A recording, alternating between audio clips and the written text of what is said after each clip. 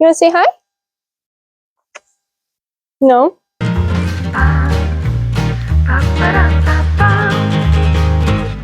Hi everybody, welcome back to my channel. If you're new here, welcome. I'm Amber Rose, also known as the Religious Hippie. You can basically follow me on any social media platform, or you can check out my official website at thereligioushippie.com. So today is a fun topic. Today I'm going to be talking about how you can bring others back to the faith, those who have fallen away. As you guys know, I was a fallen away Catholic. I fell away for 8 years before coming back around 2019, summer of 2019.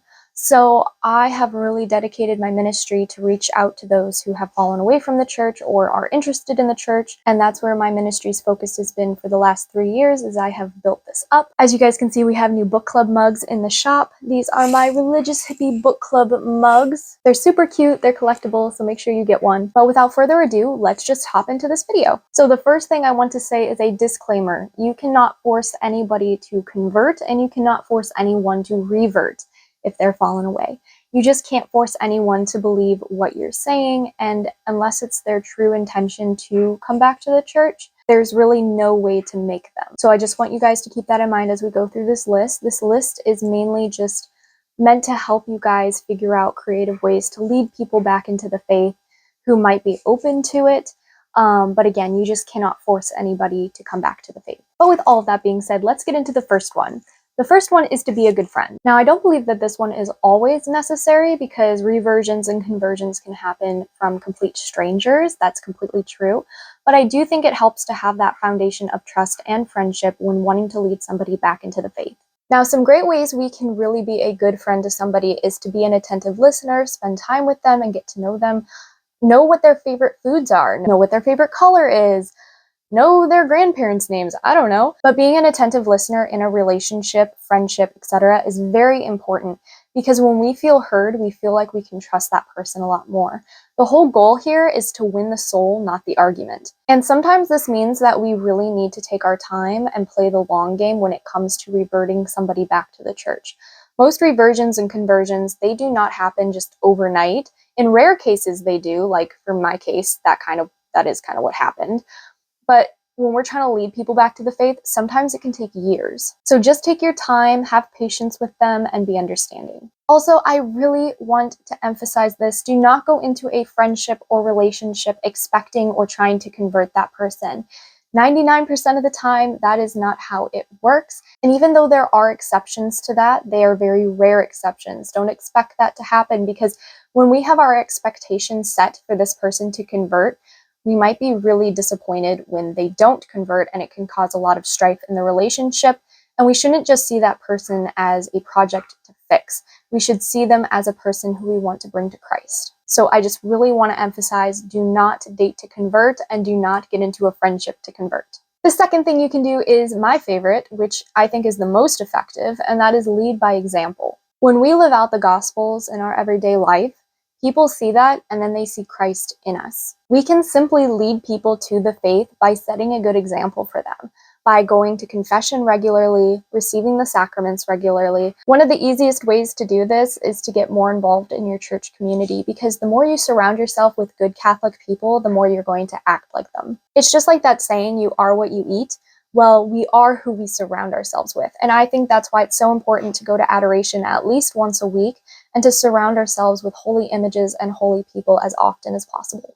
You can also lead by example by sharing your testimony. By sharing how God has inspired you and has touched your life, you might inspire somebody else to dig deeper into the faith. The next thing you can do, which I think is fairly obvious and then not so obvious, is pray for them, and also the green scapular. We already know how powerful prayer is. Prayer overturned Roe versus Wade this year, and that was just an amazing miracle that I've been waiting so many years to witness, and I'm just so thankful it happened this year. When you pair together fasting and prayer, that's the most powerful combo. And so when we offer up sacrifices and we fast and pray for somebody's conversion, God does hear those prayers. Now, there is one specific prayer that I think is very helpful, and that is the Saint Monica Novena. She prayed for the conversion of her son, Saint Augustine, and that took 17 years. And then she also prayed for the conversion of her husband, who was a devout pagan, and his conversion took 30 years. So all I can say is that it takes a lot of patience and a lot of prayers. And now for the green scapular. The green scapular is also sometimes called the badge of the Immaculate Heart of Mary. It was approved by Pope Pius IX in 1870. This Catholic devotion was given to the world by the Blessed Virgin Mary through a series of apparitions given to Sister Justine, a daughter of charity, in the early 1840s in Paris, France. On the feast day of the Nativity of Mary, September 8, 1840, the Mother of Jesus Christ appeared holding in her right hand her Immaculate Heart, mounted by flames, and holding in her other hand a scapular. One side of the scapular displayed her apparition, the other side depicted a heart set ablaze and pierced with a sword. Inscribed in an oval around Our Lady's heart were the words, "Immaculate Heart of Mary, pray for us now and at the hour of our death." At the time of the apparition, Sister Justine heard interiorly that the scapular should be shared with the world as an instrument in the conversion of souls. When you get a green scapular, the priest should bless it, and then the devotee should wear it, saying the inscribed prayer regularly and with confidence. People have been known to also leave green scapulars underneath people's pillows, mattresses, or hidden in their house somewhere and saying prayers for that specific person's conversion. Now, it's important to remember that we are not superstitious. We believe in grace, but we do not believe that the scapular has any power on its own. All of the graces come from God. And so we really do need to just pray for the conversion. But if they're open to wearing the scapular or having at least one in their wallet, that's a wonderful gift to give somebody who is trying to convert. The fourth thing you can do is to know the faith well enough to answer questions that they might have. As Catholics, it is our duty to always be prepared to defend our faith.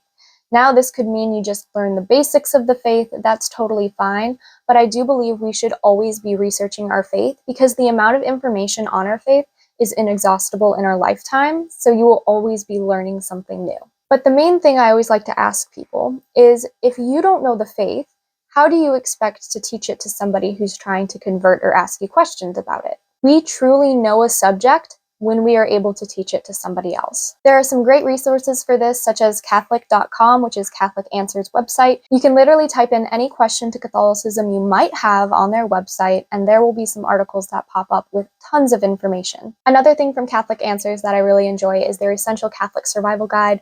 I reference this book all the time because it has truly helped me understand the faith better, but in bite-sized pieces. It's not overwhelming, and it's super easy to understand. Some other things you can do is you can watch videos from Ascension Presents. Father Mike Schmitz tends to be my favorite personally, but I also like Jackie and Bobby.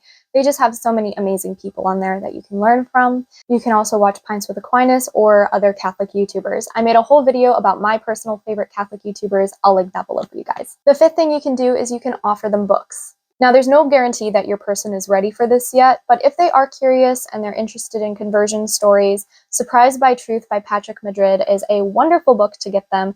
I believe there's 3 books in this series. I only have the first one, but I absolutely love this book. It gave me so much inspiration coming back into the faith and realizing that there were so many people that it took them so long to convert. And there's really no rush in converting. I just think you really need to take your time and understand the material and really understand the Catholic Church, all of its dogmas and teachings before converting.